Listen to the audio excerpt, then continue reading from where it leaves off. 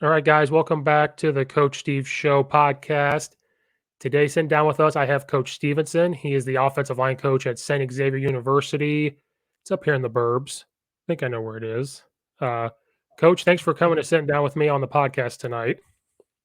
Thanks for having me, man. I appreciate it. Yeah, we're in a weird area because we're technically our area code is Chicago, but we're really like the Oak Lawn, Beverly, Mount Greenwood area. So it's different. We try to attract kids saying we're in Chicago, and we're not really in Chicago. Yeah, like we're guys before people listening, we talked like a half hour before recording, just because, because I'm from by Champaign, so like we always said Chicago. We didn't talk about suburbs. When I went to Eastern, you met a lot of suburb people go to Eastern, and they would never say where they were from. If they did, we'd be like, "What?" And they just had to say Chicago. But then I Yeah, realized I did the same thing because I'm from a small town in between Danville and Champaign, and so I always had to finally say I'm from Champaign. Like I just had to be like, got and to then find the landmarks and go with it. Yep, you're absolutely right. when I moved up here, I quickly realized like because in Naperville it's DuPage County, so we're like, no, we're not in Chicago. All my friends say, well, Steve, you live up in Chicago. I'm like, I'm not in Chicago. So with this pandemic, people are blaming the city for a lot of it. So like, Steve, it's your fault. I'm like, no, that's Cook County. That's not where I live. You're in the wrong county, man. Leave me alone. Leave me out of it. Yeah, I'm like, I'm an hour and 10 minutes west. Don't worry about me. Yeah. No, my neighbor went to Richards in Oak Okay. Yeah. Lawn. Yeah. It's right down the street from us. Yeah, he's from Oak Lawn. He and his fiance just moved to Hinckley, so it's a whole different experience for him. Yeah. Yeah. Um, because Sean Lewis went to Richards too, right? Yep. Yep. Because my neighbor's older brother was in the same grade as him. Okay. Um, so it's just a small world. When I met our neighbors a year and a half ago or so, he was like, knows I like football, and he goes, "You know Sean Lewis? Yeah, I head coach at Kent State. I helped out spring ball at Eastern when he was the tight ends coach there. Oh yeah, me and my brother know him. Like we have his number." And I'm like, "What?" 'Cause he's Let me from get that Richards. number. Yeah, I know. I was like, "Can we get him on the podcast too?" Like, Yeah. Yeah, and it's kind of like a weird area too, right? So you got Oak Lawn High School, which is obviously in Oak Lawn. Then you've got two big um, Catholic schools there. You got Brother Rice, which is literally kitty corner to St. X, right? We're basically on the same campus. Then you've got Marist right down the street, and then you've got Richards, which is right in Oak Lawn area, and then Evergreen Park, which again is a golf ball hit away from all that whole area. So it's a big, especially like the high school route of where they're going. It's a huge like, can I grab this kid from here and here and here to kind of get them to come to high school, and then there we are trying to scoop them up 4 years later. yeah, Brother Rice is pretty good.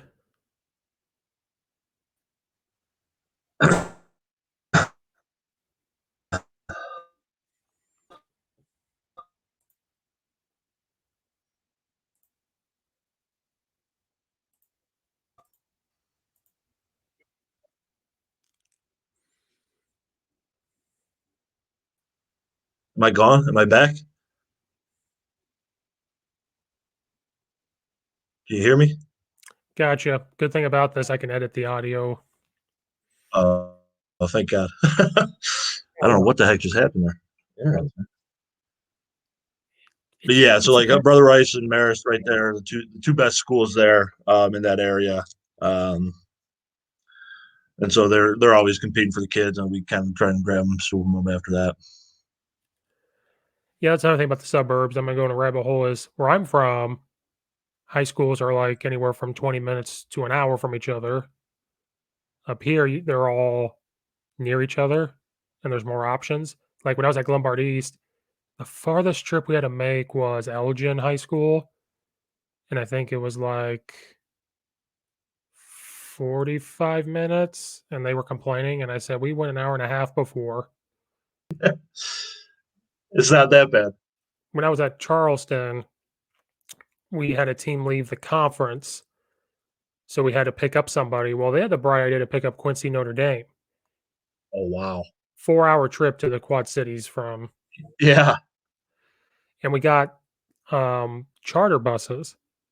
Well, my friend who was a sophomore coach who I'd sit in the box for me, he goes, "I'm not sitting on a charter bus for 4 hours. I'm driving my brand new truck. If you want to join me." And I looked at the coach and I said, "I'm going with him." And so we got there in like 3.5 hours. So we got there before everybody. So then coming up here, it's like 40 minutes is nothing. Yeah. It's a breeze. Yeah, when I was coaching high school at Marion Catholic, we every game, no matter where we were going, we had the charter buses. I don't know how or why I played there too. I don't know how or why that ever started, but man, it was kind of nice rolling in luxury into a high school game. You're in a charter bus when you're going 35 minutes down the street. Well, um, when we got the charter bus, they planned it out there. The principal said, "If you to the head coach, if you can figure out how much it costs, we'll see if we want it." So he did, and I guess he was like, "So how much are a school bus and paying the bus drivers are going to be?" It was going to be like 50 to $100 or so cheaper for the charter bus. Yeah, So he was like, or for two charter buses, we got two of them, I think. Um, he was like, "Yeah, like $100 or so, to almost 200, somewhere in there, cheaper than a school bus." it's a no-brainer. Yeah, so the principal was like, "Okay," because those bus drivers make like $30 or $40 an hour during the athletic Yeah, time, yeah. and so And part of me was like, they're doing everything too. Like a lot of the guy that we had at Marion, he would be the Bears guy. So he would go and drop them off, like take a day off, then he'd come pick us up. Next day he'd go and pick them back up from wherever they were going. It was nice. It was a good deal for him. He was a really good guy too. but so you're at Saint Xavier, the old line coach. That's Division three, right? NAIA. Or NAIA? Okay, Yeah. see, I know I try to keep up. Why did I think it was Division three? I looked somewhere. I thought, Well, last year we played Wisconsin Whitewater, so you could have. I mean, you probably could have saw that game. We actually had a real tough one against Whitewater. Came down to the last 2-3 minutes of the game. But yeah, we're usually tops of the NA. We're usually, I mean, not to talk like a jerk, but we're usually top 10 in the nation in the NAIA. So we have a pretty good program over there. now who's your old how do you say your old coordinator's name? Mark Yannel, Yeah, no. uh, the the smartest guy I've ever met in my entire life, but hands down the goofiest guy I've ever met in my entire life. Well, he's gonna come on here tomorrow night. Okay. Yeah, I he's a great. Now that's a guy you want to talk any sort of pass game, any sort. That guy, he's a guy to do it with, man. He can. I thought I learned a bit going through the high school ranks and kind of figuring out what I need to do, and then I went. You sit down. You have two sit downs with that guy, and you feel like you just learned what the game of football is. I mean, the guy's an absolute genius. Um, when it comes to X's and O's and putting everything together and calling a game, he's just there's not many better. Um, I truly feel if he wanted, he could be at any level. I think he's very comfortable with where he's at and with what he's doing, and the way he goes about things. Like I said, he's super goofy. Um, but as far as I mean, when 2008, 2009 was my first year at St. X when I played. Um, he put uh, 52 on Hugh Freeze, who was coaching at Lambeth. mm, On Hugh Freeze, and the head coach of Indiana right now is his defensive coordinator, and he hung 52 on him. So I mean, like the guy, he knows football in and out. He's pure genius, and I couldn't feel luckier being underneath him. But like he'll tell you, um, everything he's learned or everything that he's got from someone else, right? So like you're not reinventing what football is. You're just taking pieces of this and that and that, and obviously film study and doing that kind of stuff. But yeah, he's one of a kind, man. 'cause I asked you first, and then I got lazy recording. Yeah. Like, I feel bad because there's Coach Sheffer out there on Twitter. He has his podcast. He's a high school coach in Virginia. Okay. I helped him start his podcast. I take credit because I started mine almost a year ago, actually. Okay. And I want it to be like an ESPN thing. I love recapping sports, like the part of my takes of the world and all that. Like, I would Sure. love to do that, you know. and then COVID hit after I started it, so there was no sports. So one day, Coach Sheffer posts, he goes, "Hey guys, I'm looking to start a podcast." This is like in June, I think. There's an app called Anchor, which is free. So I sent him a message. I was like, "Yeah, you do this. It's free." Next thing I know, he's like, "Hey, I want to do program profiles on like colleges. Like, we can talk about their history. We can talk about their current thing." So me and these 3 other coaches come on with him, and his just shot off. And then he's like, "I'm gonna start getting coaches on." So there was like a week where he talked to like 8 coaches or something. Oh wow, okay. It was crazy. And so I was like, I gotta step my game up. So I started doing it. And then Thanksgiving rolls around. I was like, I'm taking a week and a half off Sure. because I get nervous before this stuff. I don't know how it's gonna go. Yeah. You seem pretty easy going, so it's fine. Like there's some coaches where it has to be like to the point and like you know what I mean. Um, and so then I started to get lazy. I'm like, I don't want to do this. I sit on Zoom Yeah. all day. We're remote, so I'm like, I sit on Zoom. Tired of Uh, staring at all these other people's faces and talking all day and not having to see them. No, man, I hear you. Yeah, it gets super monotonous and like you said, the like easy going, man.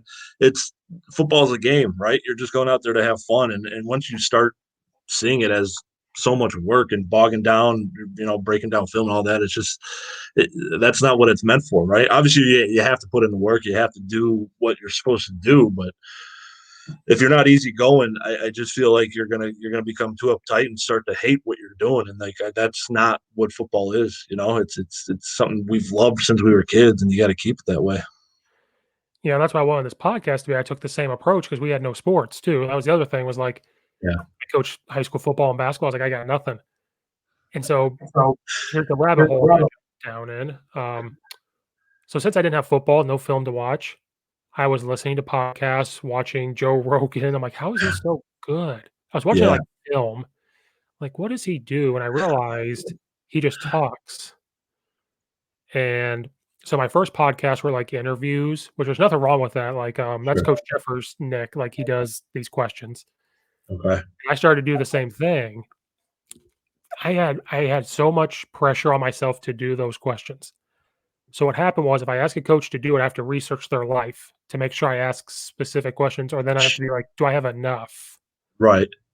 And so then it was like before every podcast I did, I was like nervous. I was freaking out. And I'm like, why am I so freaking out? Because I'm almost to 100 episodes, not 100 coaches, but like 100 of these, Yeah. which is a lot. Yeah. I think I have no paper in front of me right now. Like I just go. I feel like I've Free done this form. for 12 years. I'm smart enough, I hope, to like talk football, but I can pick up pretty quick if a coach needs structured questions. Yeah. And so if that's what they need, I can come up with them. But yeah, that's my rabbit hole. I'm like, I I treat see, it but I like that. I would rather, yeah, sit down and talk ball about anything, right? Instead of like, well, how do you run inside zone and how do you do it differently? Because nobody, yeah, you might throw a different motion or you're swinging a back or something, whatever. But everybody runs inside zone is inside zone, bro. Like you're not Bill Belichick here thinking that you're better than everyone. You're running the same stuff everyone else is. It's that stupid show. What is it on Netflix? Last Chance U. That Mhm. what the Brown, whatever the guy that got in all that trouble after the season. Um, it's Jimmy's and Joe's, not X's and O's, right? It's who you got in front of you and how can you make them work the best instead of your X's and O's. Everyone's got the X's and O's. Sometimes you're going to beat me. Sometimes I'm going to beat you with them. That's football, but how do you get the most out of your kids and really what are you teaching your kids to become better people than where you started from. Yeah, some coaches on here I'll ask X's and O's just because I'm curious. Yeah. You know Coach Mac, he's on YouTube. He has all the YouTube stuff. He stands behind the whiteboard, in front of the whiteboard thing. Coach Matt, is it Ron Mackey, is it that guy? He's one of them. I had him on here. Okay. Uh, Okay. his name is Coach McPherson. He does the fast play football. If you look it up, he's got thousands on thousands of followers. Okay. I had him on, and we did exactly what we just did. We talked for about 20 minutes before recording, and we were both talking. I said, I don't have a paper in front of me. I was going to ask X's and O's. I said, but before we start, that's all you do on your channel is X and O. He stands literally in front of a whiteboard and draws something up, Okay. and it's popular. And he goes, "I'd be fine if you didn't ask me X's and O's. There's more to me than the X's and O's." So, like, he's like, "I love golf. I love WWE. I just started a podcast to let people know." And then we talked about this and that. And then I found I feel like an idiot because I said something about Marvel and he said something. So a little bit later, I said, "What's your favorite Marvel movie?" And he goes, "I don't watch Marvel." I was like, "God damn it." But like, because he said that, he goes, "We can X and O all day. Like, if you want me back," he goes, "If you want me back on to X and O, I can." Yeah. He goes, "But that's all I do." And so I had Mackie on here before. Me and him have messaged back and forth for a couple years. Okay. It was the same thing, like, I mean, just a conversation. He loves Marvel, so we talked about which one was the best, which one was the worst. What do you think's Thor gonna happen? Ragnarok. That's your answer. He said that too, and I said, when I he said it was one of the good ones or underrated. It was underrated. Okay.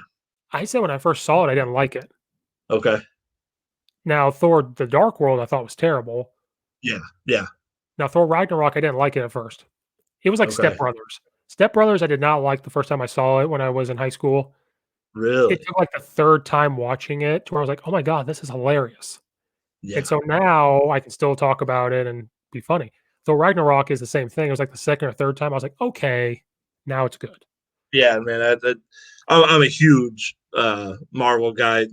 Star Wars, Disney. Like everybody always makes fun of me. I'm a pretty big guy, and here I am loving Disney and Star Wars and but like my offensive linemen that I have are huge Star Wars fans. So we'll just sit there and nerd out like a bunch of dorks, like, and then they go on the field and are whooping these guys' ass, and it's like, how are you sitting there talking about Star Wars when using the Force 10 minutes earlier, and now all of a sudden you're out there killing guys? It's super funny, but yeah, we had a big text chain going during the Mandalorian and what we thought, and all that kind of stuff. So it was cool. It was really cool. But yeah, no, Thor Ragnarok is my number one Marvel. Um, I think it's very cool the way they kind of spiced Thor up finally to be like the superhero he's supposed to be. Yeah, I think it was I don't know, that plot where he goes on the planet, I think that's where it threw me for a loop. I'm like, "What is going on here?" Yeah. Um, but then when you watch it again, I'm like, "Okay." Um, I told him I love the Ant-Man movies, and Oh, okay. a lot of people don't. They're not the Yeah. best, but Yeah. people just overlooked Ant-Man, and I'm I like, agree. And I think Paul Paul Rudd's a great actor. Yeah, he's awesome. he was the perfect person for that. He brought He was. He truly because was a perfect cast. Marvel had always had comedy in it, but it started to go towards comedy, and Yeah, he was the perfect person for that. I agree. Um, but people overlooked it. People say Ant-Man's one of the worst, and I was like, I love it. I watch it. Um, Yeah. like Iron Man 2 was awful. I wasn't a fan of Iron Man 3, and Yeah. um, Iron Man 1 was great. I think the early stage movies outside of the Hulk, because you got somebody completely different as Hulk. But yeah, Iron Man 1, first Avenger, Captain America. I think those are like great. Now Captain America 2, The Winter Soldier, I think was just outstanding. That might be like as a storytelling movie, I think is the best there is. But I think um, the further they got along with like their individual stories, it was like, what are we trying to do here? Until obviously the Avengers made it good. Avengers 2 was shaky. Um, yeah, Endgame, though, I'm sorry, Infinity Wars, I believe, was better than Endgame, but Endgame was a salute to like all your Marvel fans. You got everybody fighting on one planet together finally, and it's just like time to get after it. that's what I said. I watched Infinity because I was behind because I was coaching Okay. football and stuff, so I was behind. And so I think it was right before Infinity War came out. I like caught up, and then I watched Infinity War. I went to Endgame, and I walked out of the theater, and I was like, "That's the best movie I've ever seen." Like I was just in awe of it. I was like, "That's the best movie." Then I went back the next weekend and saw it again, and then I went back home, and I was like, "I have to watch Infinity War again." Like it was just my nerd weekend, so I was like 2 weekends in a row, I was like nerd. I was like, "I'm gonna watch it." Yeah. I was like, "Actually, Infinity War is better, but Endgame had more of an impact." Yes, exactly. I Uh, totally agree. and then, sorry guys listening, if you don't want to listen to Marvel, just skip. But my Yeah, my you threw me down this rabbit hole, man. I could go on for years with this stuff. one of my best friend growing up, Doctor Strange is like one of his favorite movies. Okay. And so when I was catching back up, he said, "Oh, that's my favorite movie. It's one of the best ones."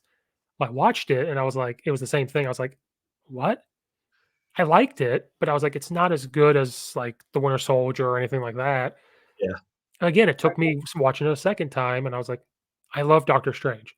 Yeah. And so I love watching Infinity War because I'm a huge Doctor Strange fan. I love Benedict Cumberbatch. That's the only thing about Endgame. I think that's why I think Infinity War is better. I was like, I need Doctor Strange here. Yes. Um, and then somebody said Iron Man 3 is going to connect to what's about to happen in Phase 4 somehow. Okay. And then which a lot of what came out later on is, but I, I get it, but I'm a give me my information now kind of guy. I don't like to All right. wait years down. I don't want to be waiting. So I'm a give it to me now sort of guy. But like you said with Doctor Strange, man, that last 30 minutes you're watching, it's like I've never done acid, but it's like you're on an acid trip. You're like, you don't even know what the hell is going on. No, I think that's why I will go back and watch because I'm trying to figure it out. And then I'm sure we'll figure it out when his next one comes out. Exactly. Yeah. Because WandaVision comes out Yeah. Friday. Which should be awesome.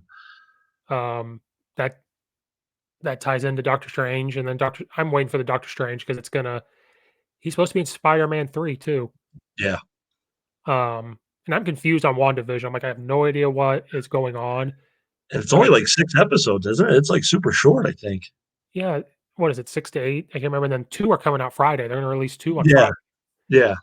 Someone told me that she figures out how to do the multiverse thing, and that's how Which would make yeah, that would make that's sense. why it's gonna tie into Doctor Strange, and then either it's gonna also go into Spider-Man 3 or the Spider-Man's gonna go into Doctor Strange Okay. because they think the multiverse is gonna happen in Spider-Man 3 because Tobey Maguire Gotcha. was spot on set walking. Oh, really? There was a picture That of would him be walking, so they think it's gonna tie into both. okay. That'd be wild getting him, get Miles Morales in there, get all the different Spider-Men in there. That'd be sweet. And then Spider Gwen. Deadpool's supposed to be in the Yeah, MCU. I saw that, and they let it be rated R, which is even Yes, better. So it could be like the real Deadpool and not the Disney version of Deadpool, and then they're talking about they might have the rights to the X-Men to come in, and which would be awesome. That would be a great tie-in. there's just so much going on, and then I just said this today, I have not watched season 2 of Mandalorian. I don't know why I haven't watched it yet. Oh man, let me tell you, it was. So here's the way I see the Mandalorian. Again, this is great football talk we got going on here. Um, it's a show that even if you didn't like Star Wars, you could still get into because it's just like it's Mhm. almost like an old Western meets sci-fi. It's crazy. But the last episode of the Mando, I'm not going to ruin it, but man, it you're so jacked up, you're ready. You could run through a wall, and all of a sudden your heart like explodes, and you're ready to cry, man. It's just so it's wild. But I absolutely Mandalorian's my thing, man. I love it. 'Cause I watched the first I season went okay, and, like, just you couldn't move. Like, yeah, I was weary about watching it because I'm like, "Okay." I heard Marvel wanted to do their TV shows, and I was like, "I'm worried about this." Then I saw they had The Mandalorian, I'm like, "God," because the Star Wars, the last 3, I'm like, "Just leave it alone." Though, they weren't terrible, but they weren't good. they weren't Star Wars. It's like they Right. weren't Star Wars quality movies. Yeah, A part of me is like, just they should've just left it alone. And I it was the agree. storytelling with the directors, you know what I mean? That's kinda what screwed it up. So I was like, "Just leave it alone." And I saw the Mandalorian thing, and I was like, "Guys, just leave it alone." Yeah, And then I think it might have been Mackey, Coach Mackey, that was saying how good it was, and I was like, "Okay." So I watched it. The first episode, I was like, "Okay." And then you watch the second one, and I'm just sitting there, I'm like, "Okay." And I watched the third one. It was like Stranger Things. Like Stranger Things, I have to sit there and yeah, watch the whole thing. yeah. And the best part about it is they're half-hour episodes, so you can kind of like you get through them quick. You're like, man, I want more and more, and it's right there available for you. It's awesome. Yeah, so I need to watch the season 2 before I won't get it done before WandaVision because WandaVision I'm gonna watch. Yeah, There's no if, ands. yeah. That's sit down and watch television. I agree. But with this COVID thing, I don't know. They started filming Doctor Strange, and then they stopped just now. Um, and they're trying to film the new Thor movie. They're trying to do this. Yeah, And then we just need what's the one that hasn't been released yet? Black Widow. Yeah, Can they just which I do don't that? really understand that movie. Like, how is that going to tie in? Because she's already dead. So, like, what? Something What? happens. Something happens. Something big has to happen. Otherwise, it's like, what are we getting this movie for? Yeah, they said it sets it up. It sets up phase 4. They said it sets it Okay. up. And um me and my friend growing up, he's big into this movie stuff, huge. So we did a podcast episode just talking about what we're talking about now, like a whole hour and a half. Sure. And we were talking right at the time right after we recorded it, HBO came out and said they were going to release movies on HBO and onto theaters. Yeah. So now we're saying Disney needs to do the same, Yeah. but they don't want to. They want to make the money. Exactly. But Well, then, then they tried to do that with Milan, yeah, and they made like nothing from it. Granted, that Mulan movie was hands down by far and away the worst Disney movie ever. Again, I hand up. I'm a huge nerd. I'm a huge Disney guy. Hands down, the worst Disney movie ever. I mean, everything that made Mulan great, they took away from her, and then they gave her like these special chi magic powers. So I don't blame people not paying $30 to see that garbage. yeah, like a part of me doesn't want to. I told his name's Logan. I was like, Logan, like, what do you think they do if they release it to Disney Plus? And he's like, they won't make the money. Then they're gonna have to do it all the time. I think they don't want to do that. Yeah. I said, but when COVID goes away, and it's going to, people go back to the movies. Then he was telling me that he thinks that Disney might buy the movie theaters. Oh wow, He heard rumble they might buy AMC. really? That's a big investment. But then, because then you heard Tom Hanks say Marvel is going to save the movie theaters. Yeah, yeah, I did hear him say that, which totally makes sense. I would get it. I mean, those movies. It doesn't matter if you're 70 to 2 years old. Kids love and adults love, action heroes and that kind of stuff. So I mean, that totally makes sense. But I told him I was like, if they put Black Widow on Disney Plus, I don't know if I pay $30. And a little bit later he goes, Steve, you'd pay $30, wouldn't you? I was like, yeah, probably. And the more I think about it, yeah, I mean, when you go to the movie theater, right, you pay what, $12 for a ticket. I don't even know what it is, $10. um, then you're buying popcorn, then you're buying drinks. I mean, you bring a date, you're buying her some stuff, whatever the case may be, right? I mean, you're ended up paying $30 anyway, so you could just pop the popcorn you got at home and watch it there. So when you think about it, is $30 a lot? Nah, not really. So I probably would, right? In my mind, when you first see it, you're like, well, I paid $15 for a movie at the store, right? I go there and I buy the DVD and I have it. Yeah, well, then you also have it forever, and you're one of the first people to get to see it, and sort of. So yeah, I could definitely convince myself to pay that $30 to see it. Well, I told him, I was like, Disney, I can solve this for you. Release it on Disney Plus and the theaters. If it's on Disney Plus, there needs to be two options: 15 or $20 for renting it. And when you rent it, you only get like the Voodoo. You only get 24 hours. Then once it's gone, it's gone. Like you can't watch it again. Yeah, Or $30 and you own it. it's yours forever. I agree. I would. Yeah, 1,000,000%. That would make the most sense. And then if they really want to make money, this would suck for us as fans, but it needs to be like if it was $30, it only be played on one device at one time. If they could make Right? that happen, Yeah, which I don't know how they would, but maybe they could. So that way, like you don't have your family log into Disney Plus, like I own it, and when they log into something else and you're watching, they're trying to watch, like, well, hold on. yeah. You can only stream it one place. So I'm like, they'd still make a lot of money. You still release it in theaters for the part of America that can go, and I think you could do it. And then if we go back to normal, just politely announce that you're going to put them back in theaters. I agree. So there's our 20 minutes of Marvel talk instead of football. Yeah, But see, that's why my podcast was originally called the Sideline Podcast with Coach Steve, because I was like, I okay. want to make it football. So I was like, what's a name? Well, there we go. Well, then I realized conversations like this are going to happen.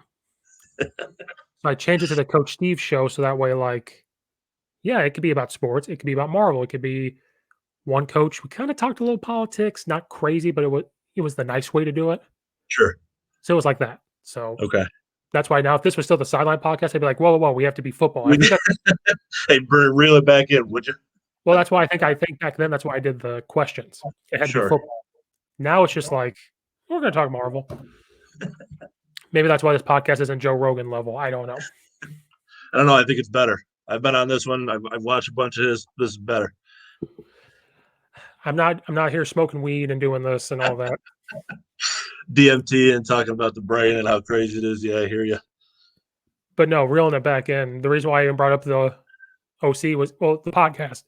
It's like I asked you, and then I was like, I got to start recording a lot because if we do get football or basketball, I'm not going to be able to do it.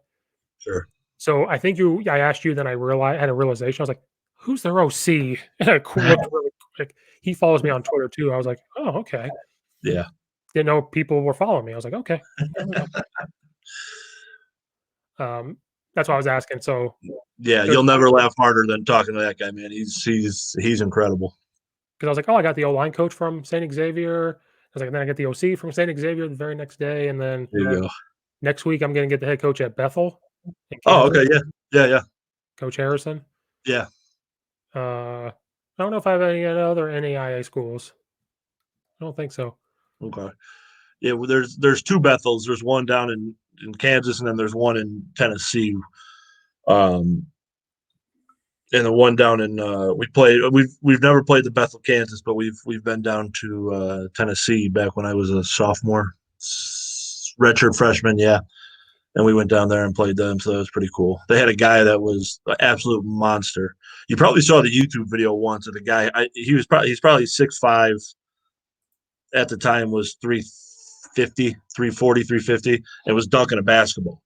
Well, I mean, he was just an absolute massive unit. And he got drafted by the Bills from Bethel, Tennessee, and I actually think he's back there as the head coach now.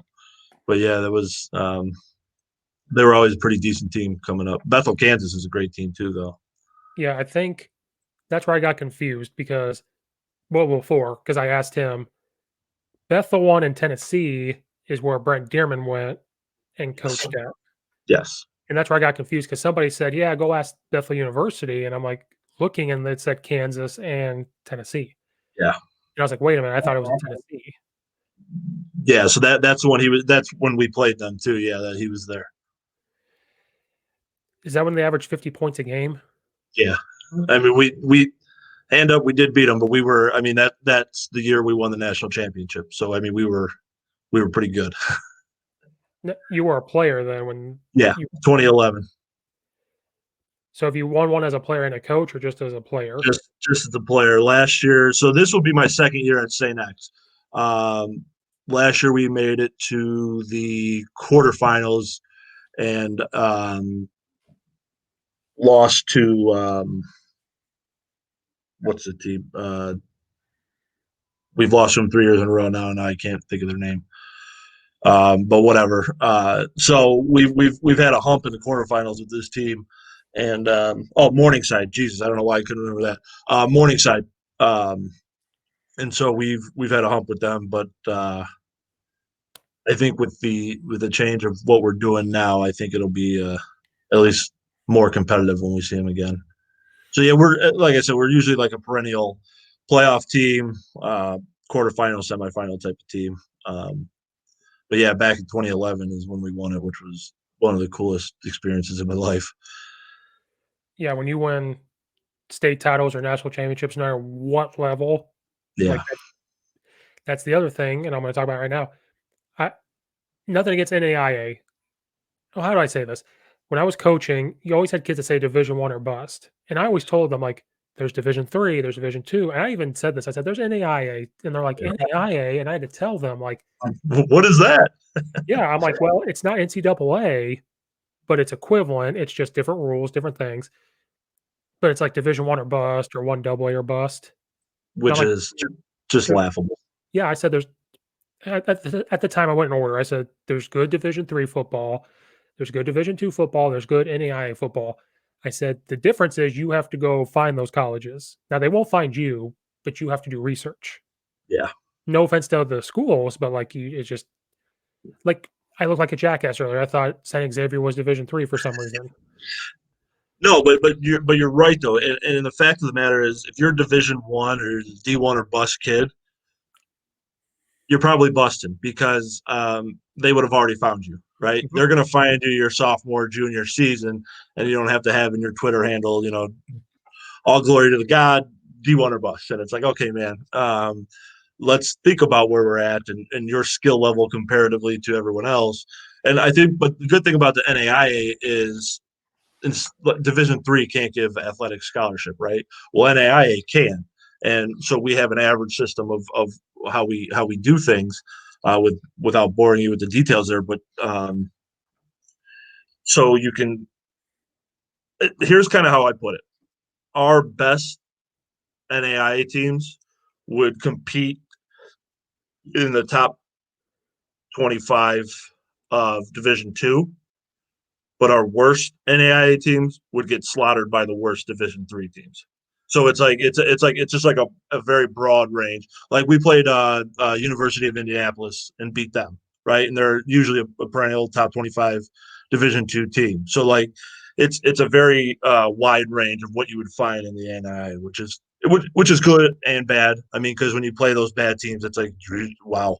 But when our top level of competition is pretty top level competition, um, which can go either way. Last year we played Wisconsin Whitewater, who ended up being in the national championship. Um, we had a few balls not bounce our way, drop touchdown, a field goal that went in that they didn't call in. And so we lost that game, I think, by like 4 or 6. So it was super close. So, for people that may not know, because I want to know too, how does recruiting work for NAIA? Because I am not an English major. Um, because you hear about how we all know how Division I works, and then, like you said, Division III doesn't have athletic scholarships, but they can give academic. Division II, I think, is iffy. You can earn I money think to belong. I think they have like so obviously Division I has their set number of scholarships they can give every year, one AACT, and I think Division II has a set number that they give as well. For ours, it's like so, and I could be wrong here, so don't quote me. But I think every school can do it a little bit differently on how they give out money, but it ends up being like an average system, right? So if we give one kid a full ride and you give another kid $0, it averages out to the middle, and so that you're good. That's what the scholarship. And I think every team gets 23 and a half, I think it is. So you could have 23 and a half scholarships on the field at one time. So that could be two halves equaling one, so two kids can equal one scholarship, or you could have one kid equal one, or you could have three kids equaling one scholarship, but you get 23 and a half scholarships on the field. I think that's the number. I very well could be wrong. I'm not a numbers guy. I teach English, so I don't know numbers. But it's if that made sense to you, that's kind of how it works. So then, like, what kind of kids do you look for? Do you go out and try to get the high school kids? Is it transfers? Is it Yeah, no, anything? we very rarely do we get a lot of. We'll get a few transfers here and there. We I don't know that we've ever had like one junior college kid come in, and it's not that like we don't want them, but at NAIA it's kind of very hard to get them and get them through and process through and then ready for the next year. So we do high school big time. So basically what you do we recruit a lot from the Chicagoland area. I would say we have maybe 10 kids, 15 kids that aren't from the Chicagoland area, and that's like just reaching to like Wisconsin and Indiana. That's all we have. But as you know, the football in this area is so good, Mhm. right? I mean, everywhere from all the different 8A down to probably 5A is really where we look, and in those teams who's going D1 right off the bat, right? And then you kind of go to the next tier of kid. Well, if we can snag him and he's between a 1AA or a Division II, we kind of try to sneak in there and give him like our pitch of, hey, here we're in Chicago. This is us. Come play for us. We got a good team. Shot at a national championship every year. And once those kids fall, you'll kind of filter through the other kids who are Division II, Division III level, and you'll snag whatever ones you can get from there.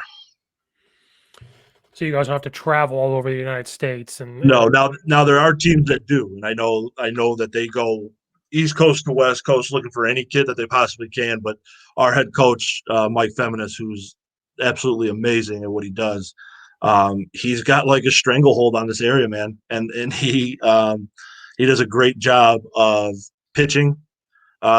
He's probably the most honest guy you'll ever meet. I mean, he'll tell you the truth whether you want to hear it or not, but he's going to tell you the truth.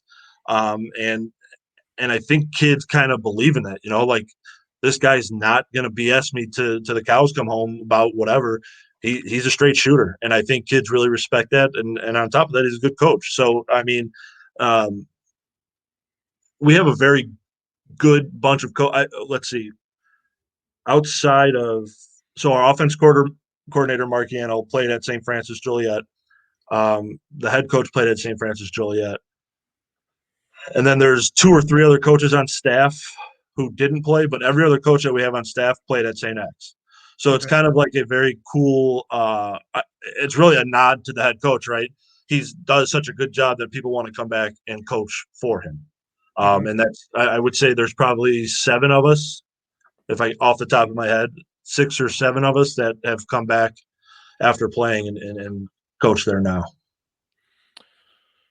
sometimes it's a good thing, sometimes it's a bad thing. Like earlier, we had a discussion about me, and that was high school. College is probably a little more professional. Of like, Yes, if he's competing for championships, like there's something going right.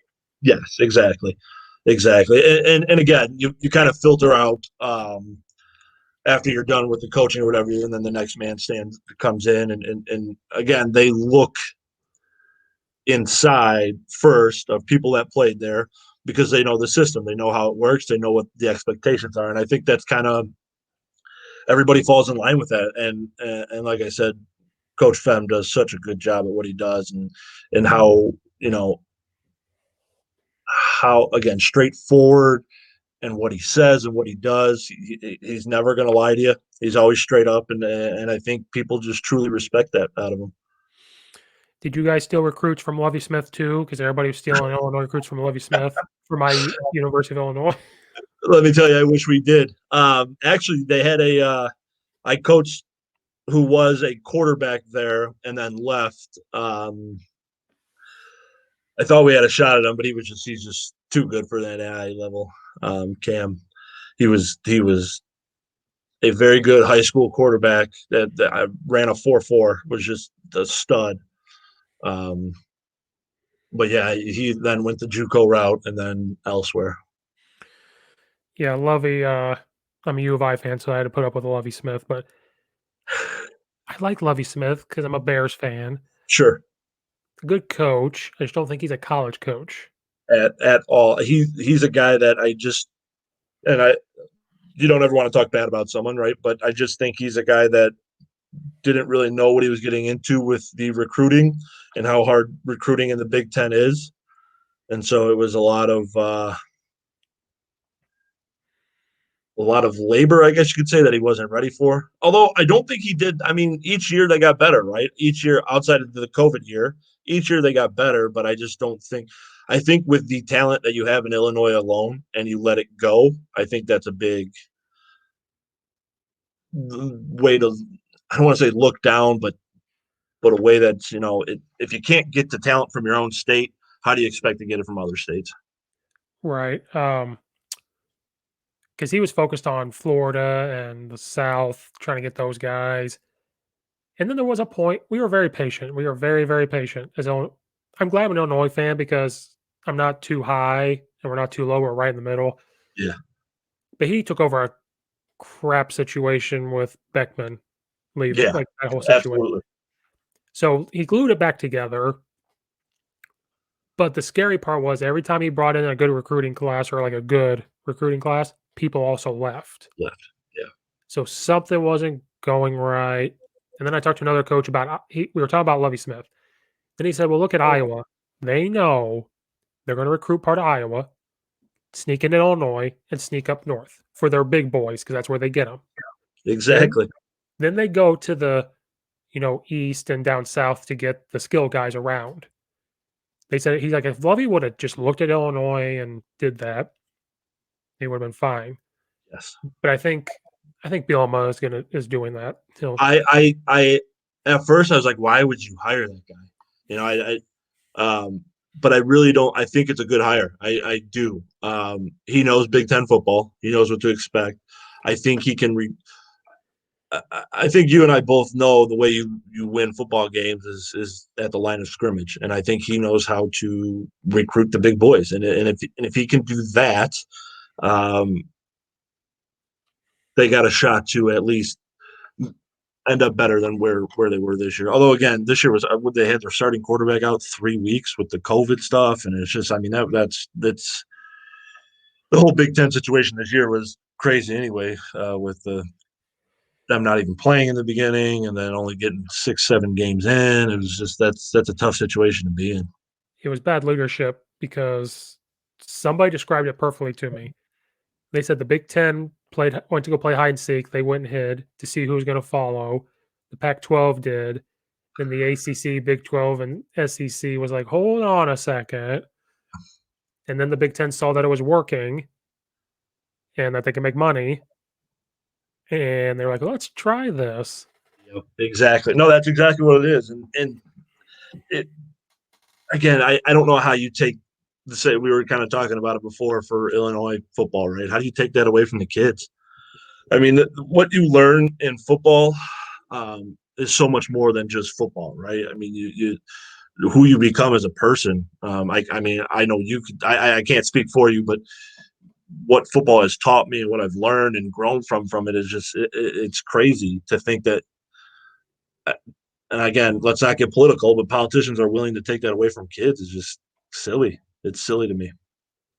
Well, and we wouldn't be saying that if people didn't do it. So, like, people are not to get too political, but like as it's been going on, people have said, I can't believe parents want to risk their kids' lives. And this was at the beginning. And I got real mad about it because I'm like, sports matter more than you know. 1,000,000%. And then when, what was it, 40, 42 states played high school ball, something like that. Yeah, And so that's the reason why we even get mad. exactly. Others did it. I'm gonna get a And little bit political here. A yeah, foot a football coach or a basketball coach, I don't care, should be in charge of Illinois. yes, And someone said, "Why?" And I said, "What do we tell our kids no matter what level?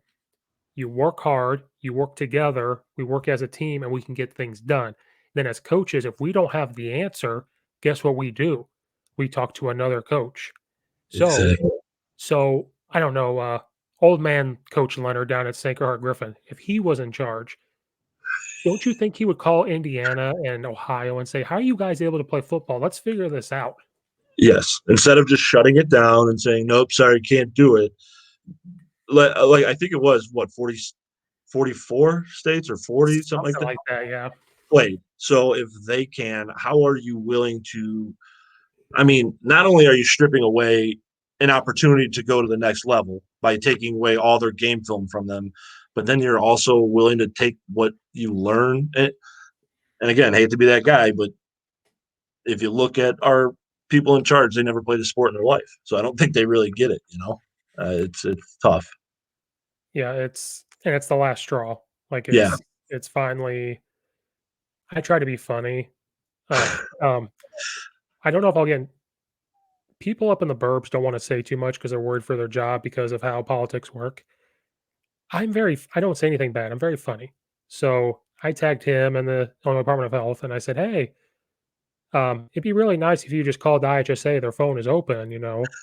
And then I put the GIF or whatever of, Dazed and Confused where he's like, "It'd be a lot cooler if you did," and I just put that. a lot cooler if you did. I don't think I'm saying too much to get in trouble. No, I'm no, very I nice. like that. Um, Yeah, and again, just let the kids play, man. You don't want to get in trouble for saying too much. You're right, but taking stuff away from kids, I think, is just wrong, and you you shouldn't feel like you have that much power to do that. And I think that in this situation they are, and it's wrong. It's just wrong. The government's not made to have Full power to control. shut things down. Yeah. No, it's wrong. And I'm not talking about just who our leader is. I'm talking about overall. And now that they have it, How are they ever going to let go? when COVID's over and there's some business that they don't like, shut it down. Yep. So Which what's going is to happen? terrifying. It's terrifying. So easily they can just take someone's livelihood away from them, which quite honestly they already have with some businesses who I know around here have shut down because of it. You know, it's bully ball and it's not right. Yep. And I think the most frustrating thing of it all is I'm talking about sports. Now, the business thing, I'm not smart enough to figure that out. There's a way Yeah, to do it. I just don't know. But for sports, I think what's the reason why we're so outspoken now, you're seeing more coaches be outspoken, is because there's no meeting with each other. That's the yes, I know you coach in college, but like high school, if they were meeting every other week or every week trying to figure it out or meeting every day or other day, none of us would say a word, I exactly. think. Put a plan in place. Exactly.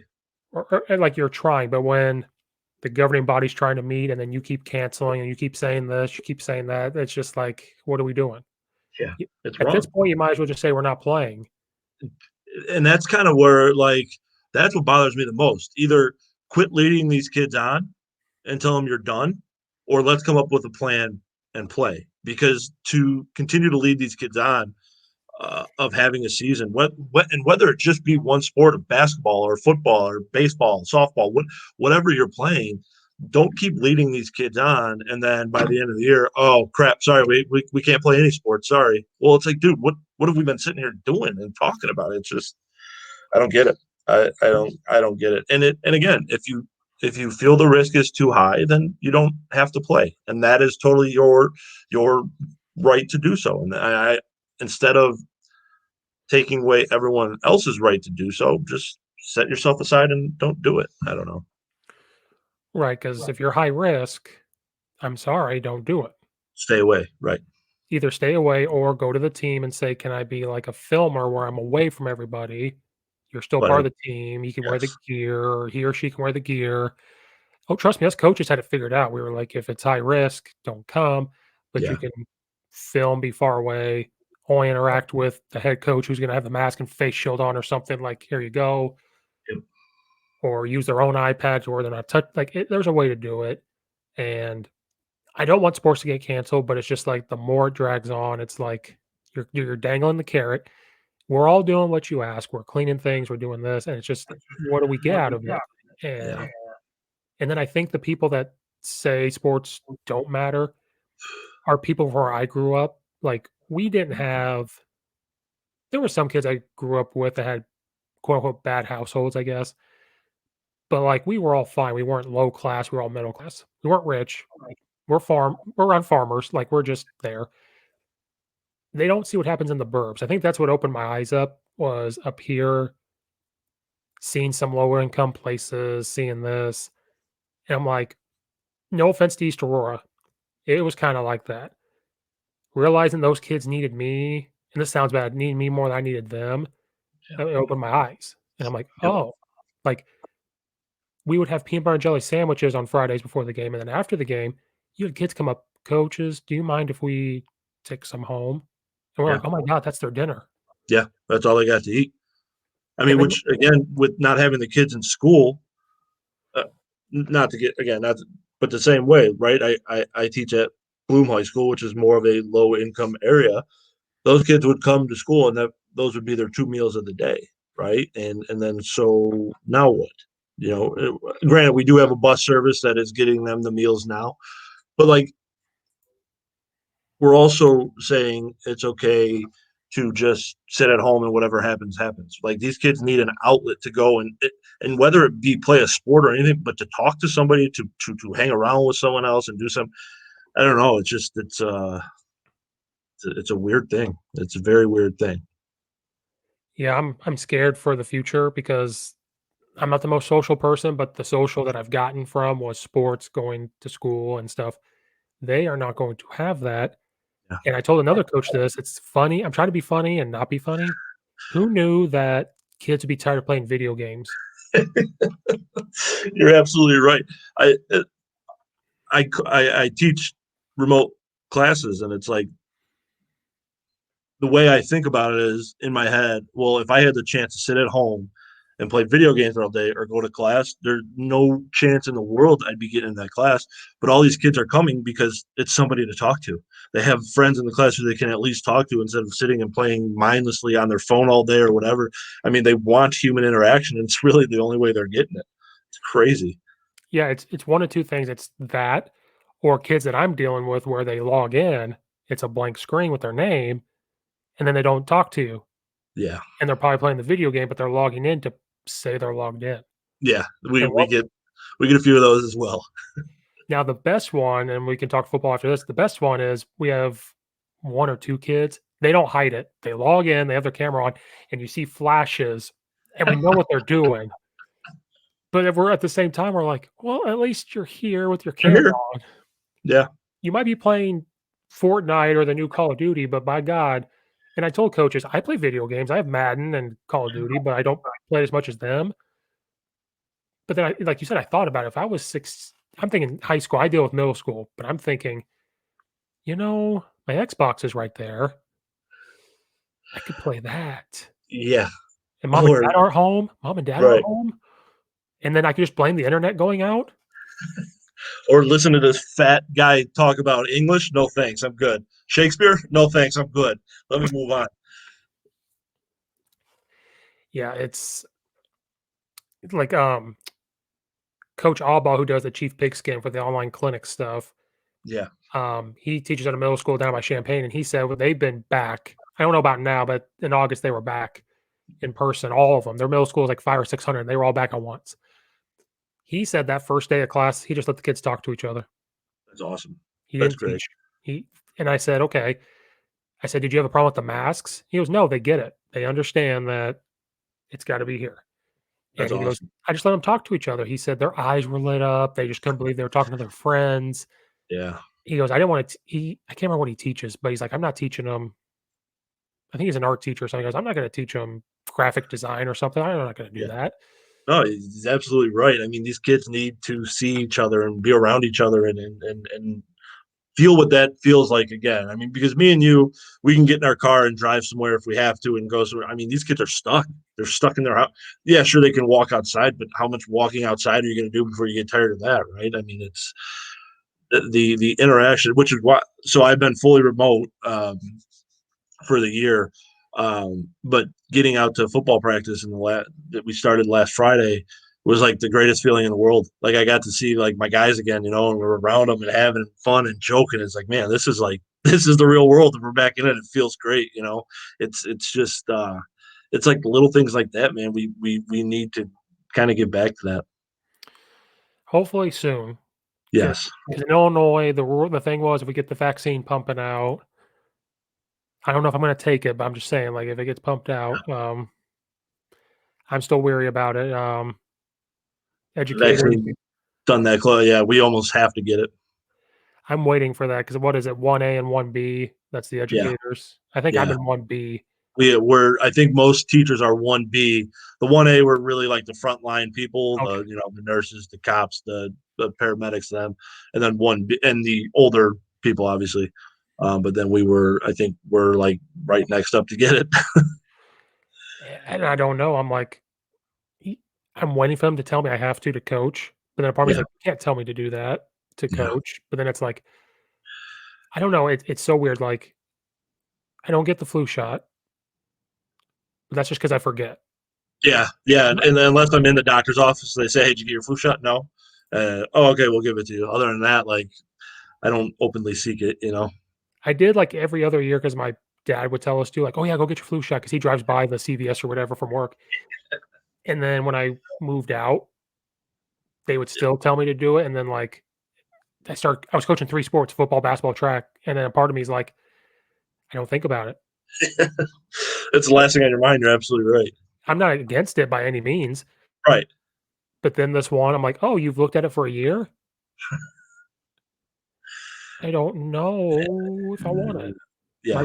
my friend works for the VA as a dietitian down in Carbondale, and he had to get it. Okay. And so I asked him, I said, "How was it?" He goes, "My arm is killing me." And I said, "Why?" Really? Because he said the vial is so big that they have to do. And so that Oh, needle's in your arm longer than a normal shot. I don't okay. remember how long he said. And so I said, "Oh, that's not what I wanna hear." Why don't you just tell me it was all rainbows and butterflies, man? I don't I don't want to know that. But then the cool thing for him, I don't know if it's just because of where he got it, he has to update every single day if he has like, anything going on. And it's Okay. a live feed apparently, so he can go on there and immediately tell them, like, "Oh, I feel nauseous," or "I feel this." Okay. Well, And that's good. I think he's been fine, he's been going to work. So I'm like, That's good. "Okay." I said, "It's the second one because you gotta get 2, it's the second one Yeah. that it worries me." Yeah. That Yeah. first one is probably nothing. It's probably just like a Cleansing out your system, and then the second one they come in and put all of it in there. or it's a chip, they're chipping us, I don't know. You're right. See, I told you some rabbit holes. So I always tell coaches, "I'm sorry, if we do down a rabbit hole," I'm like, "Oh goodness." I love it, man. I'm all about the rabbit holes. Um, so what's it like you teach high school, right? Yeah. So what's it like being a high school teacher, but also coaching college football? Because you don't hear that a lot. Yeah. It truly it's kind of a blessing that my schools aren't so where I want to say Bloom is 25 minutes away from Saint X. So it's really an easy drive. And I think we have I want to say 3 other high school teachers on staff. So they kind of accommodate the coaching schedule or the practice schedule to us, which is awesome. I mean, they obviously don't have to do that, and they do. So we get out. I get out of school at 2:45. Change real quick. I'm out of school. Obviously, you usually have some straggler kids. You got to help or do whatever with them. I'm out of school by 3:15, and I'm there by 3:45, and practice starts at 4. It's really nice. But also, whenever I talk to somebody new or whatever, I it's very cool because I teach freshmen, usually freshmen and sophomores. This year just freshmen because of situation. um, so I get the 14, 15-year old kids who truly like this. These are the times of their lives where they're growing and they're becoming who they're becoming in the beginning, right? And you can see them grow. And then at the end of the day, I go and I'm coaching grown men in football, and it's just a very cool transition going from coddling young teenagers all day to being able to kind of release into a football world where not to say you're saying what you want, but you can kind of talk about whatever you want and do whatever you want with these guys, and know that like we're here to make each other better. Like Mhm. I 1,000,000% I've learned more from my guys than I have of any coaching clinic I've ever been at, right? Of who to be and who to become. And it's just like some days it's tough, right? You don't want to make that drive, you don't want to go, but I couldn't be more thankful for the position I'm in with them actually, giving me a call and giving me an opportunity at St. X. And again, it's been a winning program for 15, 20 years, and it's very cool to see because, you know, as I told you, or I don't know if I said on the podcast yet, but I coached at Marian Catholic High School, and I mean, we've been not a knock to them at all. But we haven't been very good in football. But again, we play in the. If you were to ask me, it's the best Catholic conference in the state. Um, Outside of probably Catholic Blue, or well, the whole Catholic conference now. Now that they brought all the schools together, so it's all one big Catholic Mhm. conference. So I mean, best Catholic conference in the state. Um, and when you're not one of the top tier teams, you're getting beat up a lot, right? So I come from that of getting beat up and taking your lumps and kind of learning from each situation. Well, I would have called this differently. I should have done this differently, and to now being at a program where you're winning all the time, and with those wins, how do you still become better, even though you're going out there and really putting a hurting on teams at different times? So it's kind of cool to see the different opportunities going from being in a very non-winning program to a program that does really nothing but win. So it's very cool. Um, so was that like what you always wanted to do, was get into coaching college, or was it like it just kind of happened? Um, yeah, no, looking back on it, you'd be like, oh yeah, it's for sure always going to be a high school or a college coach, right? No, like, was it always in my mind? Yes, absolutely, 100%. I thought like that's what I wanted to do. Um, but then going and coaching high school in the beginning, I think was a great learning moment, because if you stuck me in a high school game right now, or team right now, I would be still having just as much fun and doing exactly what I love, right? Would I like to make it full time college coaching? Yeah, I think I would. It would be very tough to give up the teaching aspect of my life, because again, I love the kids. I love, seeing them grow from day one of class to when they're, so I get them freshman year, and to see them grow and then leave in 4 years is a very cool thing, to see this kid grow up and who they become. And that would be tough to leave, but I also, it's a different game, man. Going from high school to college, even at the low level college, it's just a totally different game. And people are there, and they know exactly what they're there for. They're there to get an education and play football. Where in high school, you're making sure kids are eating, you're making sure they're getting out to practice on time, you're making sure, you got to go through all these little steps just to get there, and then now I've got to teach you the playbook. And so they've got so much more going on in their mind. Where college, you go to class, you study, and boom, it's football time, and that's what they're there for. And they want to, again, lower level football. Not many of them are going pro, right? You might get one or two out of this league. So they're there just to play football, have fun, and win games. And I think it's been a very eye opening experience. To me as a coach, of how different it really is, but how much more I like it than the high school level. So yeah, would I say in the beginning, yeah, for sure I'm going to coach college? Well, no, not really, because I wasn't a very good player, right? So I wasn't a very good college player. So what would make me in my right mind think that I can go up and coach at the college level? I don't know. But did I always want to do it? Yeah, I think so. Yeah, I said the same thing in high school. I was like, yeah, I'm gonna go coach college right in high school as a player. And then I started coaching in high school, and I really love it. And then I hear stories about guys going to college. Um, and your path's a little different than some. And I've had some Division III coaches on here, and I said, do you think we're going to see less?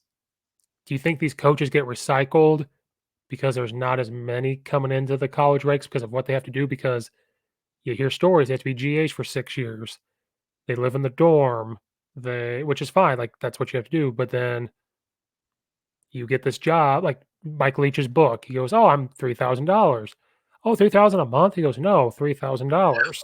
Yeah, That's it." yeah. So Coaching world, you're really outside of your top guys, right? You're never really paid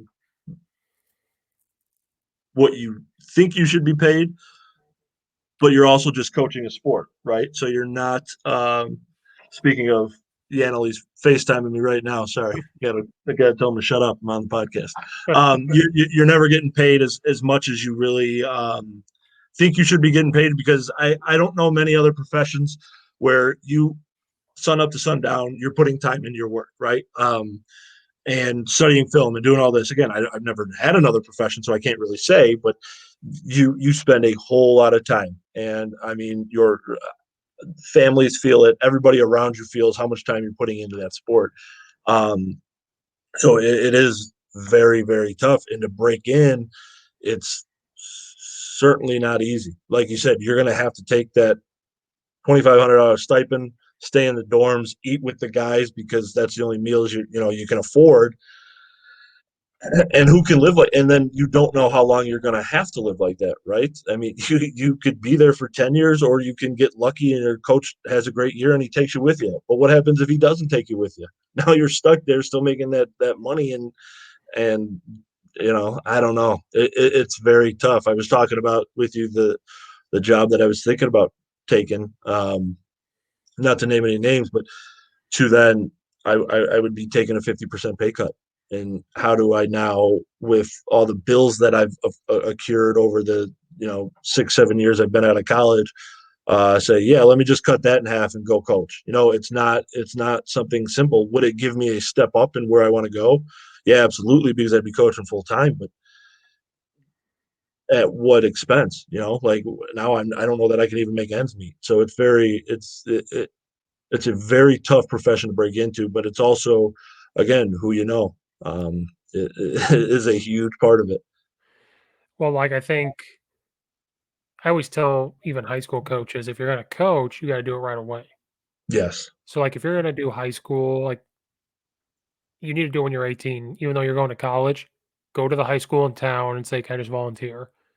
Because then once you're done at 21 or 22, you might get a stipend right away. Yeah. If you wait till Yep. you're 21, 22 to go into high school, they're like, no, you have to volunteer. And then you're like, well, I'm 21, 22. I have to have bills and student loans and all that. Like, I need a stipend. And then I think it's the same thing with college. I think right when you're done at 21, you need to immediately go be a GA. Yeah. I Anywhere think, and everywhere. Yep. like, for me, I don't know if I could do it. Like, I think that's what holds people back is like they don't know if they want to do it, so they go do something else. And then it becomes, unless you win state title after state title in high school, you ain't going. And when you go, it might just be Division two. Right. Exactly.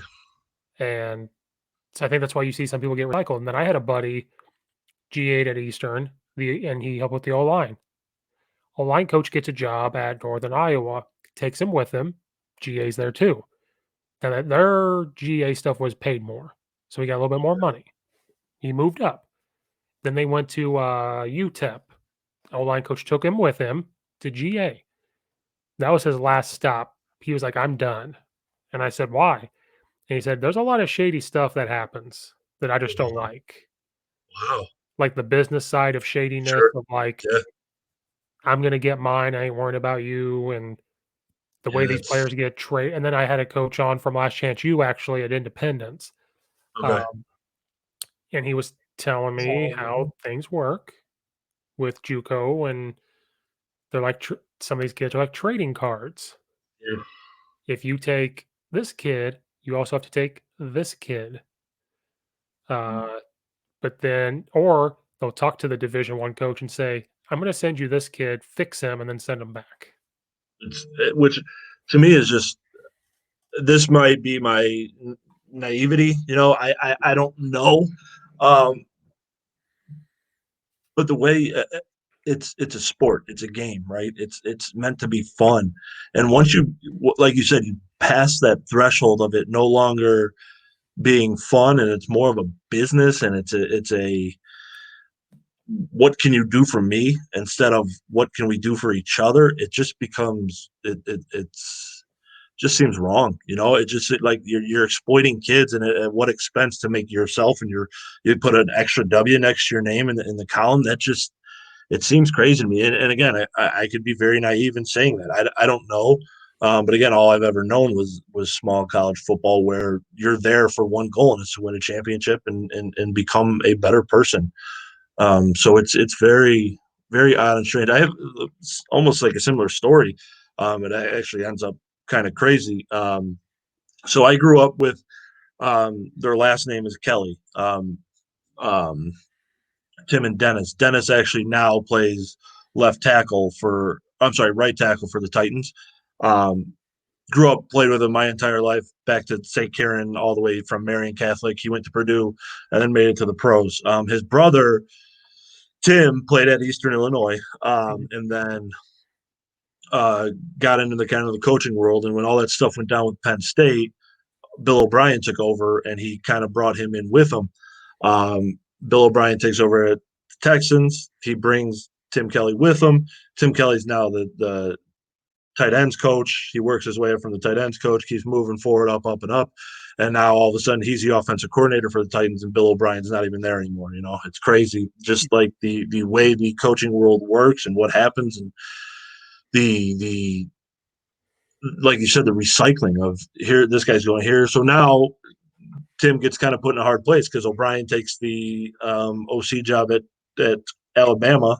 Well, now does he stay at? Do the Texans keep him? Do they not? Is he now left on an island by himself of what he's doing? It's kind of tough. It's a very tough business to one, break into, and then on top of that, stay in. It's a what have you done for me lately, One and million percent. who you know, Yep. and then the what you know can happen later. And that's And kind of what I was like hitting at it earlier. Like, it doesn't. Football's football. You're never really going to reinvent the wheel, right? Um, you look at RPO stuff now, right? All you're doing is taking what veer option was of reading a guy, except now you're just throwing the ball, right? Mhm. So it's really the same thing. You're just looking at a different level of who you're either handing it off to or throwing it. So nothing ever is very new in football. You can do different things. You can try to mess up in your game planning against the defense, but like what usually has very little to do with it because from pros down to the high school, the worst high school, I wouldn't ever say like a coach is dumb, right? You got to know football to get a job. And if you know your basic X's and O's, you can create different stuff from it. But there's nothing ever like now. Again, when RPOs first came in, they were the new hot craze. Yeah, sure. Like it was new, but it's really not new because you're still optioning a different. All you're doing is optioning a different linebacker, and you're throwing instead of handing it off. It's just it's. I don't know. Football's football. You go out there, you play, and you hope your Jimmys and Joes are better than theirs. Yeah, I say Jimmys and Joes and X's and O's, and I tell you why.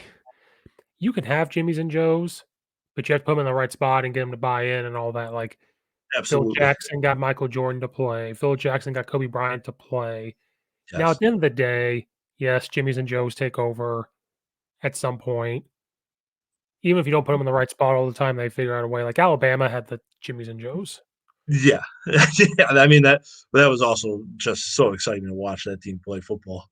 and Sarkisian is reborn as a play caller. Like I know he had Yeah. Heisman Trophy winners, but like he Lane Kiffin's a great play caller, but Lane Kiffin really opens up the playbook when it gets down to the big games. Sarkisian's like, no, I'm going to do what I did all year. Yeah. I'm Yeah. going to keep it simple. His stuff is real simple, actually. He just disguises it, and that's where football gets complicated. We make football complicated. Right. Like Exactly. you could tell me a terminology you use right now, and it's going to sound different than what I've ever heard in my life. But I could go look at our playbook or whatever. Like, wait a minute, we do the same thing. We just call it this. Exactly. And you have it. No, you're 1,000,000% right. Exactly. And are you putting that's really what coaching comes down to. Are you putting your players in the best position to win? I mean, again, like you said, our playbooks are probably pretty similar, but we also, are you calling the same 3rd and 8 situations that we are? In your red zone, what are you doing and what are we doing? It's just that's what I think comes down to coaching is do you know what to do in the right situations when you have the right players? Right. And then a big thing I've learned as I get older as a coach is you can have X's and O's, you can have the playbook. You can even teeter the playbook to your players. The big thing people ignore is drills. And you don't want to get too complicated, but you also got to cater to the kids. So, like, I hear the story all the time. Nick Saban, he would tell you his corners had to have this specific stance. He gets to Alabama, it's the same thing, but then he starts to realize, oh, if this kid stands this way, it's better. And so I can sit here and say, we're air raid team and they can pick it up all they want. But if you don't teach it the way the kids can pick up on it, then, or you could say, oh, I saw Mike Leach teach his offensive line this. I'm going to go do it in this stance. But then I get to high school, I'm like, well, they can't pick up this drill. They can't pick this up. How do I cater to it? And that's where I think we all make mistakes because we like to steal things. I steal things. Oh yeah. And I have We drills that probably I will never use, but it's there. we run the same drills every single day at Saint X, and the kids they hate them because it's so monotonous. But until you can get it down, but we call them the Iowa drills. We stole them from Ferenz, right? And we do the same thing every single day, every single inside zone right, inside zone left. You take your steps and you're running, right? And so when I was playing, we were a duck walking team.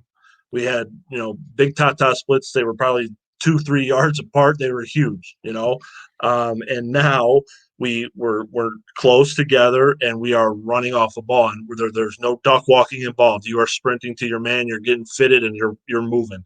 And I think if you're not willing to grow and become different based on what you're seeing from other people, then I think you're hurting yourself. So I 1,000,000% agree. But like the Iowa drills we do every single day, and as simple as they seem, I don't think anything has helped our line more than doing those drills, because you could see it directly from what you do in practice to right into the practice film into the game. And like you're able, because basically what you do is you put everybody on a yard or on a hash, and you run right down the line, right? And so you get fitted up. If you're going inside zone right, you take your step over the line, take your second leg and drive it right through their crotch, and you just drive all the way up, and your left foot stays on that line the whole way you're running down, right? You can truly see that happen in the game. They are fitting up, they are driving, they're putting their foot right through their crotch, and they are driving down the line. And it's very cool to see. Um, Back to where we were when I played, of we also threw the ball 60, 70 times a game. I mean, we didn't, but now we've become more of a little bit of a running team. We've got one hell of a running back. He's, if not the best in NAIA, he's top 3. And you give him a little hole, and by doing those drills, and he's gone, man. He's special. But yeah, it's like you said, the drill work, you have to kind of cater to what you have, and if you don't, you're only hurting yourself. Like the duck walk has a place for like wing T teams may not do this, but a scheme like that where they're close to the guy, you don't have time to run the feet. It's like because I played in the power I option offense in high school. Okay. So like that's what we did. I learned that's all I've learned. That's all I knew at the time was 6, 7, you duck walk. We had the sandbags, you had to hold them and squat down and like Through your head. and then he got fancy and had the ones with the holes. So as a lineman, you had to move them. So your Yeah. hands would get quicker. So you're duck walk and then he'd like hit and you have to move them. And that's the old school days. And I'm like, no, I couldn't do that now. But and then you're talking about inside zone. So I'm gonna tell you our inside zone. It's not, but it is.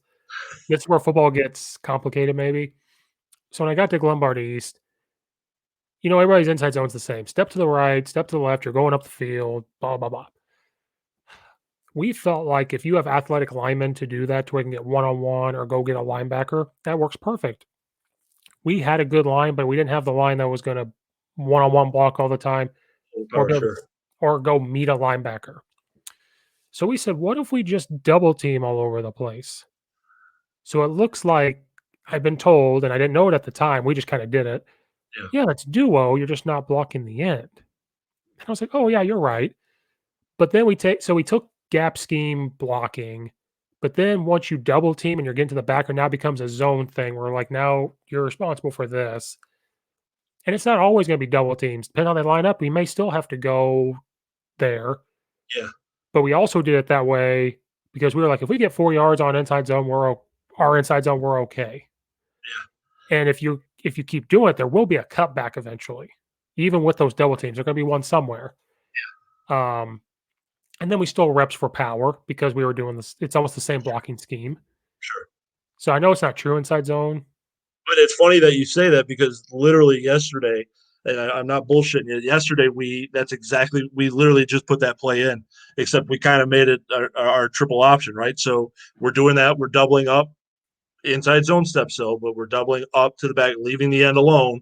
And we've got our Z or Y coming around. So you're there to hand off. If the hole's there, take it. If the end crashes, quarterback's taking it around, and he's got the pitch man right there to pitch it off. And again, we have a coach on our staff who's 74, 75, and he ran nothing but veer option. So we put it in and we're like, hey, buddy, this plays for you. It's a veer option as the inside zone. It's really funny that you say that, though, because we literally just did that. And yeah, you can call it duo, but it's still inside zone with the steps you're taking and what you're reading. It's really no different, right? I mean, well, like where I get the crap because one day I did this for a guy named Coach Banstro who has a YouTube channel and stuff. And so he told me it was duo. So every time I said something, I goes, "No, that's duo. That's not inside zone. It's duo." He's just poking my button. He's pushed my buttons. Yeah. So one day I posted on social media and I'm like, "Guys, can you tell me what this is?" And I should never have done it because your zone gurus came out of the woodwork and said, "No, that's duo." Somebody said I didn't have the running back drawn up right. So it was, I'm like, "What?" Um, no, it's like, so our right tackle, his responsibility is head up to outside. So if he's Sure. head up, you take him. Just like inside zone, if he's head up, you take him. He's outside, you take him. Our guard, I tell him, okay, it's kind of covered rules, but I said, okay, it's basically, is there a guy on you? Take him. Is there a guy to your right away from you? You take him. Is there nobody? Look to your left. And this is probably where you as a O-line coach, like, this guy's stupid. No, I said, I say on, away, or down. That's my thing. Okay. So if there's somebody on you, take them, obviously. If someone away from you, take them. If there's not, there's probably somebody down Yeah. in that one tech. And I'm like, that's where you got to go. But I said, but your responsibility is you're going to aim for this side of the number, and the center is going to aim for the other side of the number. At least That give him a center, hand, right? that center is probably going to overtake him. So that's where comes our zone concept, where once he gets him and you guys build that wall, you go get the first backer that appears. Yeah. Now, then they say, well, coach, what if there's no one on me, away, or down? Good question. Where's the play going? To the right. And I said, then it's zone to the right. That means they got a zero tech. I don't care. You need to go that way. Yeah. And you better get there fast and on that backer quick. Right. And I'm back in the day, we wanted that kill shot, right? And now Yeah. I've adapted. I said, if you just get in his way, I'm fine with it. Our running All, backs are good enough now to where they can read that and go. Yeah, I agree. all I care about is the head placement. You could just get in the way as long as your head placement's in the right spot. I don't care if you touch him. If you're in the way and it makes him go around you, we should already be Be going. gone. Absolutely. No, I completely agree. And see, that's also another rabbit hole you can get down is coaches on Twitter. Some of them are just laugh out loud funny. You see them post stuff at the. I got all these brand new concepts of throwing, and then they put the same exact stuff they put 10 years ago out and just call it a different name. And it's like, dude, come on! Like you are not reinventing offense. It's not possible because people are way smarter than us started football before us. So when you get here, don't pee on my leg and tell me it's raining. You're not um, better than everyone else because you thought of a new name for something. It's just it's funny to see though, like when you get on Twitter and all these coaches who are the greatest things since sliced bread. And don't get me wrong, a lot of them are very smart guys. They know exactly what they're talking about. And they do well with it. But let's not act like we're better than everyone else because you're coming up with the same exact stuff people already know. It's funny. Yeah. I'd rather learn. So like, Yes, exactly. for example, like I could have been just now when you said inside zone, I take the step to the right, my feet are running. I could have easily said, no, that's not inside zone, it's this. And I could have told you my way and said, oh yeah, but this is inside zone. You can be like, well, it's the same. I mean, you're just double teaming.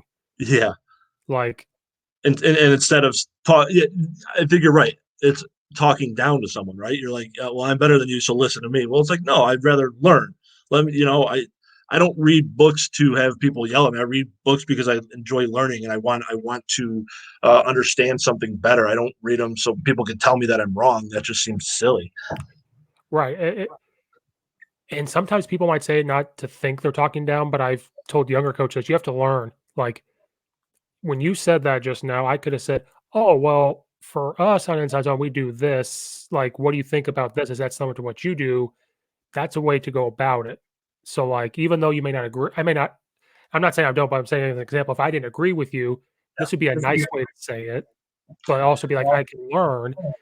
Like when I was OC, we had a year and a half coach. I think he coached JFL. Then he was up as a freshman. Coach put him in the box. He was so excited. What year would I have been coaching? Like my 8th or 9th year. So I've done it a little bit.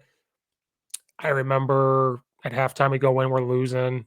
We were moving the ball, and then I think we doing it. Something happened. We just didn't complete it, and it was halftime. He came in, and this is what he said to me. And you tell me if I had the right to be pissed off. He comes in, he goes, "Why would you call that at the end of the half? That was like the first time out." And I said, "What did you just say?" Oh God. I literally sat there and I had huddle sideline, and I'm like, "What did you just say?" And he goes, well, what in the world would make you wanna call that? They were lined up this way, and I said, "Could you walk out of the room and then Oh come my back in?" And God. he started to go off, and so the coach told him to get out. Now, like, I told him, I was like, "Get him off the headset. I don't want him around." Then, like, a couple days later, I said, "Hey, I'm not the best coach in the world, but I've been around. Here's how you handle that situation. You coulda came in and said, 'Hey, Steve, when you called flood,' I think that's I don't remember. Let's say you called flood. Why what did you see?" And stuff like that. There's a way to ask me. And I could be Yeah, like, "Oh, yeah, I saw a 1 high. I saw a safety drop down. I figured we could, run that out route, a certain way or whatever." That would have been a way to do it. Then if you didn't like the call, if you deeply didn't like it, you could have said, "Oh, well, usually when they do 1 high, there's this, so maybe this could be open." yeah, right, exactly. Instead of, oh man, that's the worst. But I will also say, I think we've all had those moments in our coaching career too, where you're like, man, what are you doing? Why are you doing this? And I think that's a big learning step too, though. So I mean, I think that's a great way that you handled that, talking to him later on, because if you didn't, then this guy now thinks that stuff like that's okay. And a lot of coaches actually end up doing that, or they'll be talking bad behind the coach's back to other coaches instead of coming to someone and talking it out in a right way. And when I was at Marion, I told you the story before we started here, but I had one head coach and then a second head coach. Um, and me and the second head coach butted heads big time. And I wish I, at the time, had someone to sit me down and kind of be like, hey, man, um, relax a little. Obviously, you guys don't agree. So let's talk it out instead of, being combatant with each other. There was obviously bigger issues, in the long run, but instead of being combative off the jump because I thought I was right and he thought he was right, let's talk it out instead. Which I think is a huge learning moment for a lot of coaches. To You may think you know it all, but let me tell you, you don't. There's people who've been here doing a lot longer than we have, and the more you can learn from them, the much better off that you're going to be, especially when you're a young gun coming in at 19, 20, 21, and you think you're ready to own the world and you're in the box for the first time, and oh man, I can't wait to put up 90 in the first game. It's like, you're not going to, man. And then you're going to have some games where you put up zero, and you're going to have to learn how to deal with that. Yeah, and it's funny because if I was in his shoes, I probably would've done the same thing. That's the sad thing. Yeah. And then because like I told him, I said, well, the funny was it was a Friday night. Then I didn't see him Saturday or Sunday. Then Monday is when I did it. I was like, "Okay, we've had 48 hours. Yeah. He's gonna be in the box. I might as well talk to this guy and help him out." Because I said I would have done the same thing. And then I realized how much mature I've got because at the last school I was at, the young coaches listening, you are going to get in debates and disagree with coaches you work with. It's going to happen.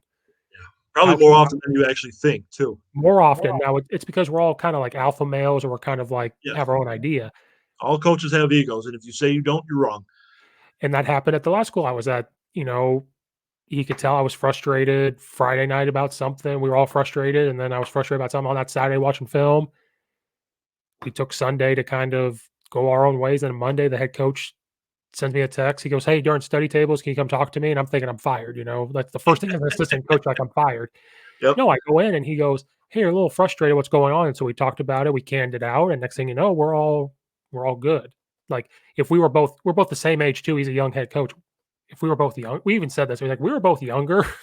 I This said, would not have ended up well. well, he's in better shape than me. I was like, you would have kicked my ass. That's probably what would happen. He's a power lifter and stuff. Like you would have kicked my ass. That's probably what would Yeah. have happened. But I said, and it's crazy what you learn, how to say things, and yeah, we're all gonna And get frustrated in practice. It's how you handle it either after practice or the next day of that yes. morning. Be like, "Oh, it's done. We're good. Like, it's nothing." Right. And you try to leave it on the field, right? You try not to bring it out and make you not like that person as a person. Obviously, you're both coaches. Things are going to get heated. It happens. You're losing. You give up a big play. Your guy fumbles, and instead of being mad at the kid that fumbles, you're mad at the coach who called the play to make him fumble, right? And so you're yelling back and forth at each other, and that stuff happens a lot. But then, one, you leave it on the field, and two, um, you need to make sure that you're coming back together and talking about, hey man, I didn't mean that. Our head coach, he'll punch you, right? When you do something like, I remember last year, a guy, one of our linemen went out with cramps and I didn't see it because he kind of was laying on the sideline. I didn't see him and I didn't see him come out. And so I got a punch right in the shoulder of, what, what the hell? Why don't you have another guy up and running? I didn't even see him come out. Sorry, dude. And then next day he comes up to me, or I'm sorry, next Monday I probably say, hey, I apologize. I didn't mean to do that to you. Things. I was like, water under the bridge, man. Who cares? That's you get heated in football and you get mad and that happens. And, you kind of you gotta learn to know that you're not always right and you are going to get yelled at. And two, you kind of got to also know where to draw the line of being overly, an ass to someone and trying to help them learn as well.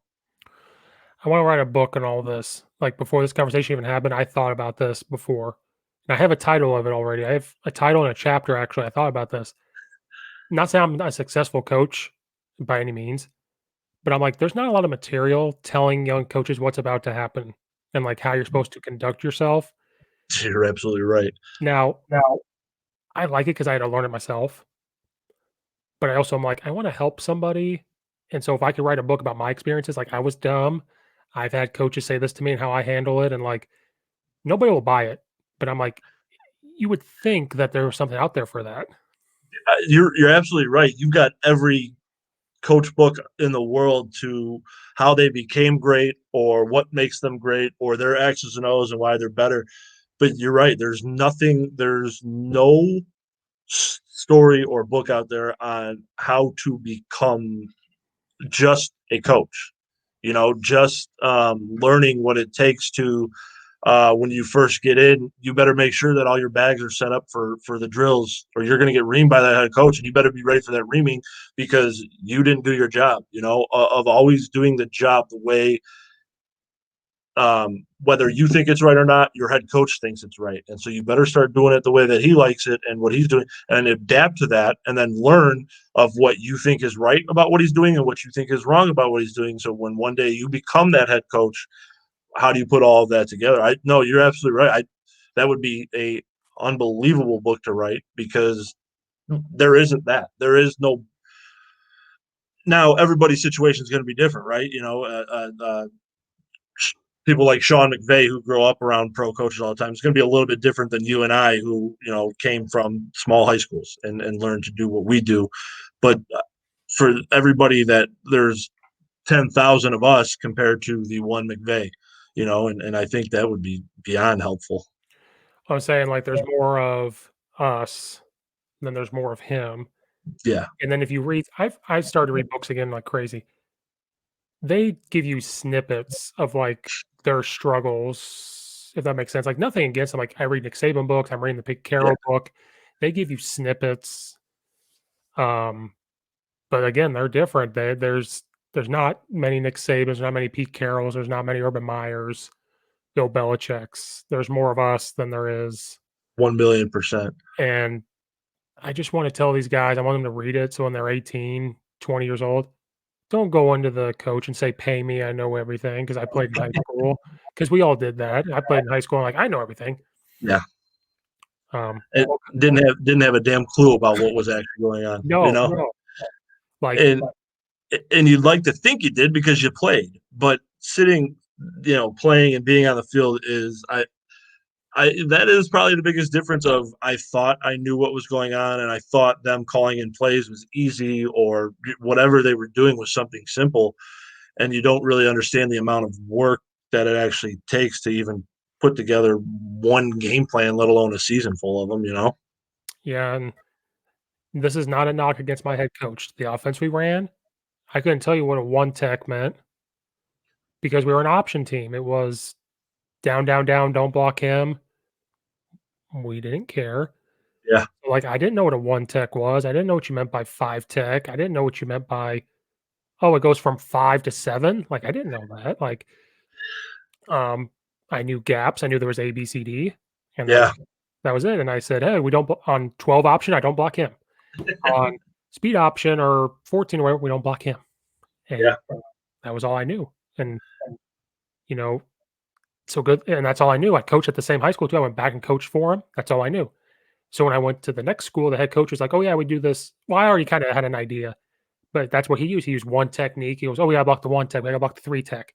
And as I'm learning, I'm like, "What are you talking?" I knew it like from researching Heck, myself, but like we didn't have all of this stuff to research it. So at the time, you had to talk to people, and so it was like one tech.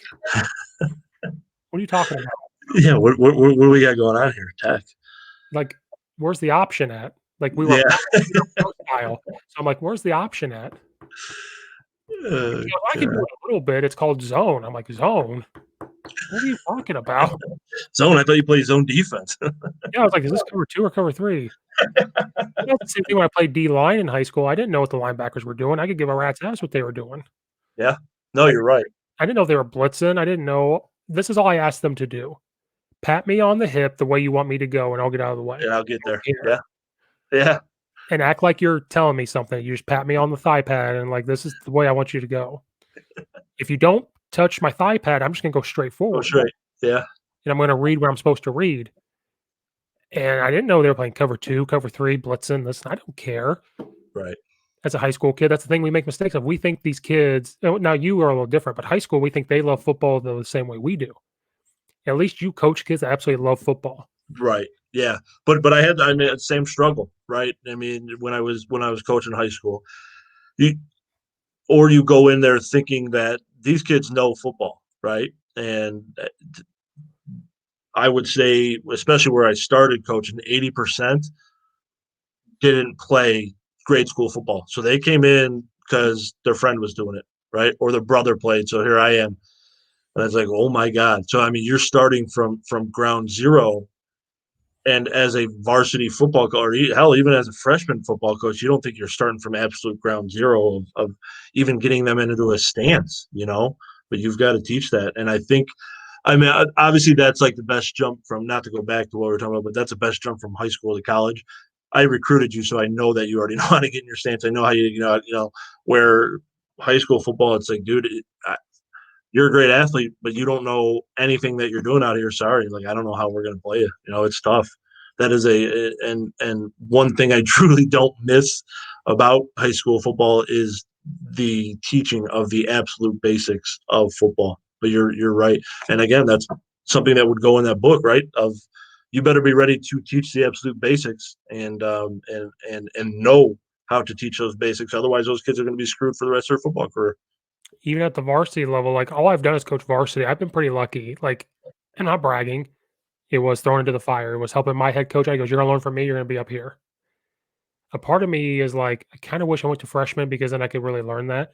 But Yeah, even at the varsity level, you shouldn't be doing that stuff. But there is times where you're gonna get a kid and you just got to do it. yeah, Um, Especially for me, if I'm going to a new place, we're all new coaching staff. You don't have time to wait for those freshmen to get to you. Like you're like me, I'm a run game coordinator, line coach my first year. They're going to learn my way. yeah, So the contact days was like, oh, this is how my stance looks. This is how my footwork's going to look. This is how my inside zone works. We're not going to the right and go up the field because we can't. We're going to double team. yeah. This is how I'm going to do it. So maybe people need to know that. Like, you're not going to walk into a varsity team and they're just going to know. Right. Yeah, it's good. Yeah, it's completely different. And like you said, you're going in and teaching something different than what they may have known for 3 years in that system, right? Or you can be going anywhere to any different high school, and they could be running veer option, and you're going in there and changing it to an air raid team. Well, you better start teaching pass sets, or you're going to be in big trouble. Yeah. Yeah. So it's Well, that's the other part of the book is I kind of want to tell people don't just jump to varsity because you want to wear the headset. Yeah, the headset's cool. Don't get me wrong. It's cool to be on the sideline with the headset. It's cool to be in the press box. You might be in the press box as a freshman, sophomore coach because they need somebody up there. yeah, So part of me is like, don't do what I did and go straight to varsity. Yeah, it was cool, but it just yeah, ramped up my brattiness of I know everything. yeah, Go to the yeah, freshman level and learn how to tie the cleats. I'll tell you this, like that's where you learn equipment. yeah. Oh my God, which is the worst part of football. That's another thing people need to know, like, you realize that you're gonna fix the shoulder pads, you're gonna figure out how to fit them in a helmet, Yeah, you're gonna figure out how those shoulder pads fit, you're gonna figure out this. Do you not realize that? No, because you were a player. You didn't know. right, exactly. You don't have a clue of what actually goes into it. It's you're absolutely right because, like I told you earlier, I went into it. I was student teaching at a high school, and I went into it as unpaid freshman coach, which also 1,000,000% I loved, right? Because one, I was brand new to coaching, and two, those guys on that staff are some of my best friends now, right? You kind of grow with that staff and become very good friends with them because you're in the weeds together, man. You're like you said, you're fitting these pads, you're finding 15 different mouthpieces and chin straps all over the gym floor out on the field and trying to figure out whose it is and then on top of that you got to try to teach these kids how to play football. It's not easy. It's not you know I know it seems glorified on TV, but it certainly isn't easy when it comes down to freshman level football. No. Well, coach, I took a lot of your time. I told you we're gonna talk about rabbit holes. Um, I appreciate you coming on, taking a lot of time. I didn't realize. I looked, I was like, "Oh, it's 9:25, and we've been on here for a while." You're all good, man. I loved it. This is awesome. No, I appreciate you. We'll have to get you back on later on. You're gonna start your season soon, I think. Yeah, we start first game is February 6th. Ooh, and you're just starting practice. Like Yeah. our first game is supposedly March 5th. Okay. First practice is February 15th, In quotes, right? in quotes. So, all right. Well, thank you so much, guys. Listening, stay safe. Wear your mask so we can have sports, please. Yes, And please. thank you. And I'll see you guys next time.